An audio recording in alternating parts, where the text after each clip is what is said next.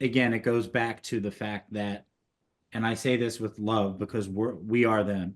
Like car buyers are inherently selfish, right? We want a great deal. We want a very specific vehicle that we're looking for. So I think that it's easy for a lot of dealers to say the same things as you were alluding to, but it's something much different where if you have a unique selling proposition that's truly yours, and that's something that again I can't get at Bill Parlaman Ford or Corrine Preston Ford or Erin Williams Ford, now we're talking. Now that's something that's going to cut through the clutter. It's something that is going to be um, put you on top of the short list, so to speak, right? Because Sure. at the end of the day, at least from our perspective, that's our job: is how do we make sure that our clients are at the top of the short list, because we know that not many people are walking into 4, 5, and 6 dealers. They're walking into 1 or 2. So I think that a big part of it is, again, and that's not something you're going to find in Q4. I think is also worth clarifying when Right. you're talking about building your brand and having a unique selling proposition and why buys that are truly tangible and add value. That isn't something you can just do overnight. That's really should be the core of your brand and the core of the experience that your customers are going to get. But I think that obviously it's a good time to make sure that that's included in your messaging with whatever it is that you're doing in Q4. Exactly. What would you say are some, and I don't know, I don't want to put you on the spot. What are some good examples of why buys? Maybe some things that we've seen in the past. Just a couple, like with tires for life, oil changes, free car washes. What are some good why buys? Or exchange policies, return policies. You He's guys doing great. We want to don't have run? to. He's just I going know. to keep I don't even have to rattling answer off. any Those are questions. the. I think those are the low hanging fruit. Like, you guys have anything else outside of that?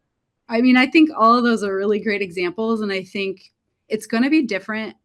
I mean, for tactical examples, I don't off the top of my head, you kind of took a lot of the really good ones, but I think it depends on the market and who your customer is, right? And I think the biggest thing is you also sort of alluded to this, and maybe Mazzoni, you did too as well.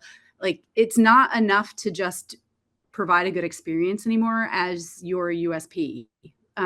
People, especially nowadays, people are looking for something tangible that gives them something, like, so you said, like free tires or the free oil changes, or what else makes this buying this car here a good value for me. So I think when we're really trying to develop those, it's knowing the type of car buyer that is coming into your dealership and the type that you would like to attract. And I think that really helps us start to even narrow down what those USPs could be. I don't know, Mazzoni, if you have anything you want to add there, or I mean, we've seen success with clients that have some type of a price guarantee.